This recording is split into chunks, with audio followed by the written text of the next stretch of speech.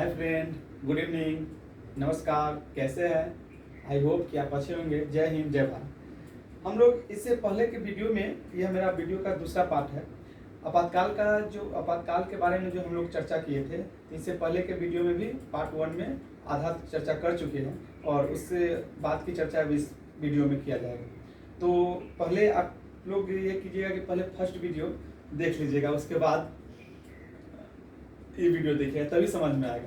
तो हम लोग कहाँ तक बात कर चुके थे कि आपातकाल, एक बार रिकॉल करवा दे रहा हूँ कि आपातकाल देखिए, हुआ ये कि शुरुआती समय में आपातकाल का जो आधार था वो 3 आधार था। क्या था कि युद्ध, बाह्य आक्रमण और आंतरिक कलह। आंतरिक कलह का मतलब क्या होता है कि आंतरिक अशांति, मतलब कि जब आंतरिक अशांति, मतलब कि यह निर्धारित नहीं की गई थी कि आखिर आंतरिक जो अशांति होगी किसे माना जाएगा।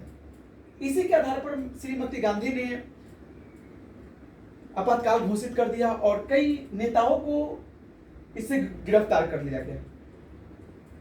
तो आगे चलकर जब श्रीमती गांधी का सरकार, जब इलेक्शन चुनाव होता है और इस चुनाव के दौरान जब श्रीमती गांधी की जो सरकार, कांग्रेस की सरकार की पराजय होती है और उसके बाद मोरारजी देसाई की सरकार बनती है, उस दौरान जो 42वां संविधान संशोधन में जो भी संशोधन किया गया था, वो सारे के सारे संशोधन को पलट कर रख दिया गया, अर्थात उसे बदल दिया गया। आते हैं इसके बाद की बात। तो हम आपको बताए हैं कि ये तो 44वां संशोधन के बाद के बात है। देखिए, आपातकाल जो होता है, राष्ट्रीय आपातकाल के जो हमारे संविधान में जो प्रावधान किया गया है, अनुच्छेद 352 के तहत किया गया कि उसमें यह बताया गया कि आपातकाल 352 और राष्ट्रीय आपातकाल की घोषणा राष्ट्रपति के द्वारा किया जाएगा। ठीक, तो राष्ट्रीय आपातकाल की जो प्रावधान हमारे संविधान में जो किया गया है 352, राष्ट्रीय आपातकाल।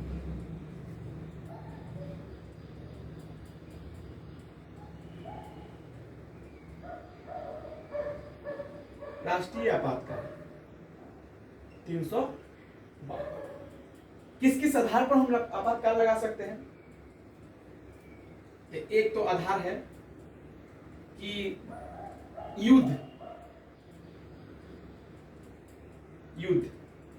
यानी युद्ध की संभावना बन रही हो या युद्ध होने वाली है, तो उस दौरान हम राष्ट्रपति देश में आपातकाल की घोषणा कर सकती है। एक होता है वित्तीय आपातकाल।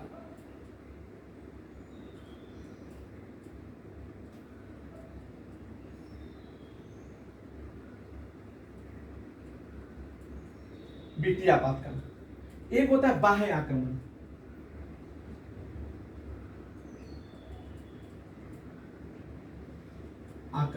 बाह्य आक्रमण, जब बाह्य आक्रमण की संभावना बन रही हो या आक्रमण होने वाला हो, तो उस दौरान आपातकाल की, राष्ट्रीय आपातकाल की घोषणा किया जा सकता है राष्ट्रपति के द्वारा। क्या राष्ट्रपति अपनी मर्जी से करेंगे? नहीं, ध्यान से सुनिएगा। प्रधानमंत्री और मंत्रिमंडल के जो सदस्य हैं, जब उन्हें यह लगने लगे कि युद्ध होने वाला है या होने की संभावना है, जिससे हमारे पूरे भारत में या भारत के कुछ भागों में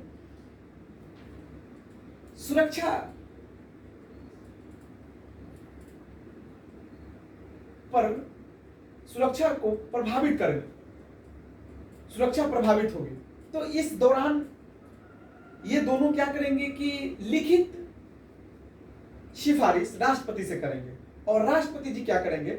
आपातकाल की घोषणा कर देंगे। ठीक, प्रारंभिक समय में जब आपातकाल की घोषणा की जाएगी, उस दौरान 1 माह के लिए ही सिर्फ किया जाएगा, मात्र 1 माह के लिए किया जाएगा। लेकिन जब दोनों सदन सत्र में रहेंगे, तो दोनों सदन के समक्ष ये आपातकाल से संबंधित विधेयक को समक्ष रखा जाएगा। जब ये दोनों सदन उसे अपने बहुमत से पारित कर देता है, तो 6 महीना के लिए आपातकाल को बढ़ाया जा सकता है। यदि अगर वो पारित नहीं करता है, दोनों सदनों में से किसी सदन में से पारित नहीं हो पाता है, तो उस दौरान आपातकाल 1 माह के बाद समाप्त हो जाएगी। क्योंकि हमारे संविधान में आपातकाल की समाप्ति के बारे में कोई प्रावधान नहीं किया गया है। अब बात की जाए कि आपातकाल के जब ये दोनों सदन पारित कर देगी, तो आपातकाल 6 महीना के दौरान 6 महीना तक बढ़ जाएगी। मान लीजिए कि 6 महीना के भीतर आपातकाल जैसी समस्या आपातकाल लगी हुई है और लोकसभा का विघटन, मतलब लोकसभा का कार्यकाल समाप्त होने वाली, तो उस दौरान क्या होगा? तो ध्यान से सुनिएगा। जैसे ही आपातकाल लागू होगा, यदि लोकसभा का कार्यकाल समाप्त होने वाला होगा, यानी कि लोकसभा विघटन होने वाला होगा, तो उस दौरान लोकसभा के जो कार्यकाल को 1 साल के लिए बढ़ा दिया जाएगा। 1 साल के लिए कार्यकाल को बढ़ा दिया जाएगा। इस दौरान अगर यदि आपातकाल समाप्त हो जाती है, तो जो लोकसभा का जो बढ़ाया गया समय अवधि 1 साल के लिए, वह उसे घटाकर 6 महीना तक ही कर रहेगा और 6 महीना के बाद उनके लोकसभा का कार्यकाल समाप्त हो जाएगा। ये तो बात आउटी बात हो गया। अब आइए आपातकाल किस तरह से लगाया जाता है। तो जो प्रधानमंत्री और मंत्रिमंडल जब आश्वासन देंगे तभी लगा सकते लिखित। अगर युद्ध में अगर राष्ट्रीय आपातकाल लगता है, तो जैसे ही युद्ध के आधार पर राष्ट्रीय आपातकाल की घोषणा होगी, वैसे ही अनुच्छेद 358 लागू हो जाएगा। जिस प्रकार 58 लागू हो, जैसे ही 58 लागू 358 लागू होगी, वैसे ही अनुच्छेद 19 और अनुच्छेद 32 निलंबित हो जाएगी। क्योंकि 358 के लागू होने का मतलब ये है कि मूल अधिकार को प्रभावित करेगा। आपको पता है कि मूल अधिकार जब प्रभावित होगा तो मूल अधिकार तो प्रभावित होगा। तो आपको ये चीज पता ही होगा कि मूल अधिकार प्रभावित होने पर अनुच्छेद 32 को लेकर हम सुप्रीम कोर्ट में चुनौती दे सकते हैं। तो यही किया गया कि न तुम्हारे पास 32 रहेगा और नहीं तुम जाएगा सुप्रीम कोर्ट में इसकी याचिका दर्ज करने। इसीलिए जब भी अगर राष्ट्रीय आपातकाल लगता है, उस दौरान क्या होगा कि 358 शुरू हो जाएगा, माने 58 ऑटोमेटिक लागू हो जाएगा। जब ऑटोमेटिक लागू हो जाएगा, तो उस दौरान अनुच्छेद 19 अनुच्छेद 32 क्या होगा? निलंबित हो जाएगा। समझे? नहीं समझे? एक बार और समझ लीजिए। मान गए कि राष्ट्रीय आपातकाल युद्ध के आधार पर लगाया गया, तो क्या होगा? जैसे ही युद्ध के आधार पर लगाया जाएगा, वैसे ही 358 क्या होगा? समाप्त हो जाएगा, चालू हो जाएगा, चालू हो जाएगा। जैसे ही 358 चालू होगा, वैसे ही क्या होगा? मूल अधिकार प्रभावित होगा। ये चालू होगा तो क्या होगा? मूल अधिकार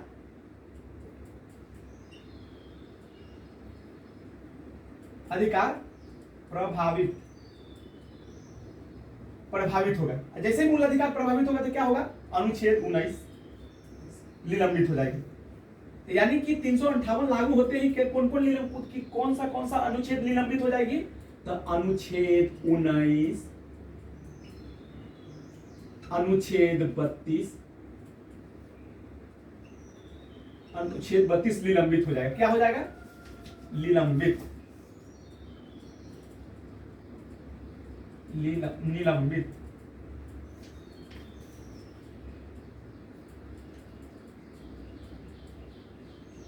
निलंबित हो जाएगा। ठीक, ये निलंबित हो जाएगा। क्यों निलंबित किया है? क्योंकि जब 19 रहेगा तो आप एक क्षेत्र से दूसरे क्षेत्र में जाइएगा। इसमें अधिकार दिया गया कि किसी से भारत के नागरिकों को एक क्षेत्र से दूसरे क्षेत्र में जाने के लिए कोई भी रोक नहीं सकता है।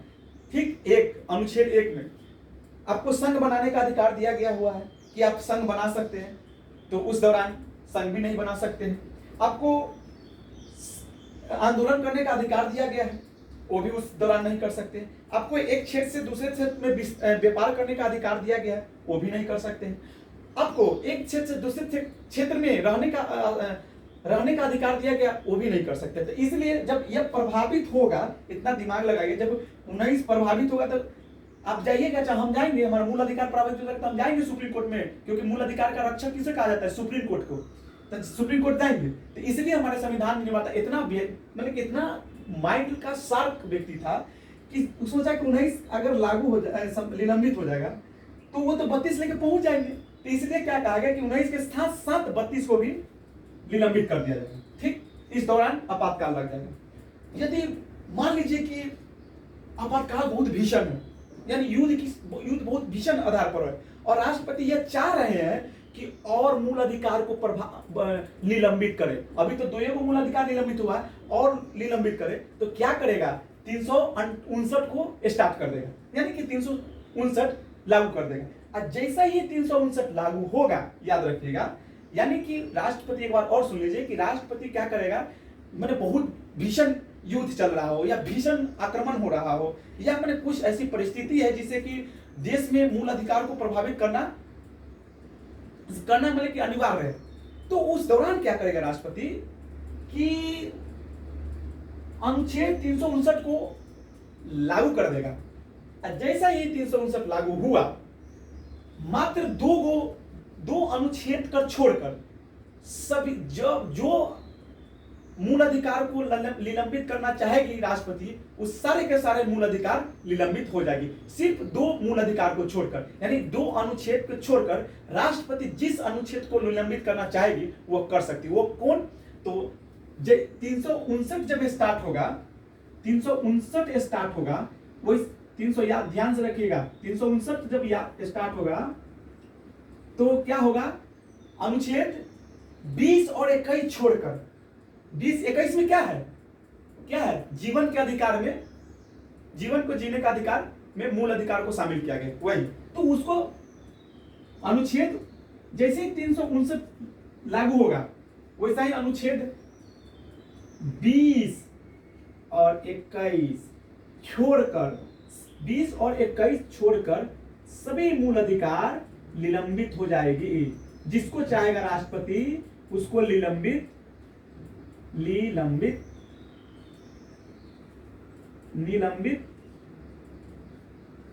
कर सकती है। एक बार और सुन लीजिए, युद्ध के आधार पर, चूंकि एक बार ध्यान रख दीजिए कि जो 24वां संविधान संशोधन के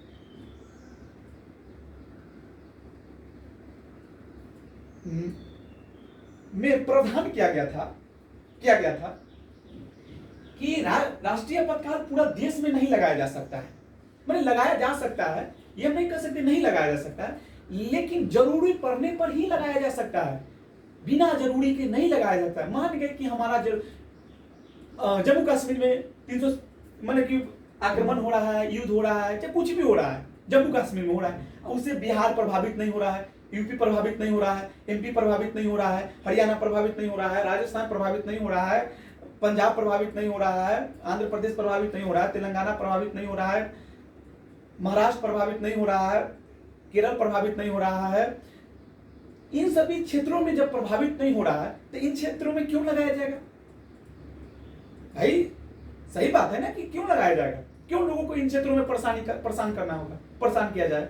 तो इसी आधार पर अगर ये लगने लगे कि नहीं, जिस क्षेत्र में है वही क्षेत्र में लगाकर कंट्रोल नियंत्रण किया जा सकता है, तो उसी क्षेत्रों में लगाया जा सकता है। जिन क्षेत्रों में है पूरे देश में नहीं लगाया जा सकता है। लेकिन यदि अगर पूरे देश पर अगर युद्ध के कारण पूरे देश को प्रभावित कर रहा है, तो क्या करेगा कि राष्ट्रपति पूरे देश में लागू कर देगा। राष्ट्रीय आपातकाल यही होता है और कुछ नहीं। अगर हाँ एक चीज और, वित्तीय आधार पर माने कि आर्थिक बहुत सारी मंदी हो गई, रोजगार हो गया, बेरोजगार हो गया लोग, माने कि भूखमरी होगी, इस सभी के कारण अगर मान गए कि अव्यवस्था उत्पन्न हो गई, माने कि जो लोक व्यवस्था है वो अव्यवस्था उत्पन्न हो गई, तो उस दौरान राष्ट्रपति उस पर नियंत्रण करने के लिए लगा सकती है। लेकिन जब वित्तीय आपातकाल लगेगी उस दौरान अनुच्छेद 358 लागू नहीं होगा, नहीं 358 लागू होगा, नहीं 359 लागू होगा। मात्र 2 स्थिति में ही अनुच्छेद 358 लागू होगा। वो किस में? तो वो होगा युद्ध के दौरान या आक्रमण के दौरान। जब भी आपातकाल लगाया जाएगा उस दौरान क्या होगा कि क्या होगा? 358, 359 ये राष्ट्रपति के बुद्धिमत्ता पर आधारित है। लेकिन एक बात तो ये भी है, क्या राष्ट्रपति की जो लिखित दी जा रही सिफारिश को न्यायालय में प्रसंगत किया जा सकता है? तो यस, किया जा सकता है। अगर ऐसे लग रहा हो कि जो आपातकाल लगाई गई है वो तर्क संगत नहीं है, यानी कि असंगत है, तो उस आधार पर न्यायालय में चुनौती दिया जा सकता है। ठीक, तो जान गए ना आपातकाल क्या होता है? बहुत सिंपल से, कोई ज्यादा इसमें भौकाल मचाने का कोई बात है ही नहीं। 352 आपातकाल की बात करती है। जैसे 300 आपातकाल 3 आधार पर लगाया जा सकता है: युद्ध, बाहरी आक्रमण, वित्तीय आपातकाल। अगर जब प्रधानमंत्री या प्रधानमंत्री के मंत्रिमंडल के परिषद को यह आश्वासन हो जाए कि युद्ध होने वाला है या युद्ध होने की संभावना है, ऐसे में भारतीय सुरक्षा को प्रभावित करेगा। इसलिए आपातकाल की जो लिखित सलाह आपातकाल लगाने के लिए सरकार को देगी। तो यही था आपातकाल। कल आपके सामने कोलोजियम सिस्टम लाएंगे। ठीक, तो देखते रहिएगा वीडियो। धन्यवाद। लेकिन एक गुजारिश है कि आप लाइक कर दीजिएगा, शेयर कर दीजिएगा। Thank you so much.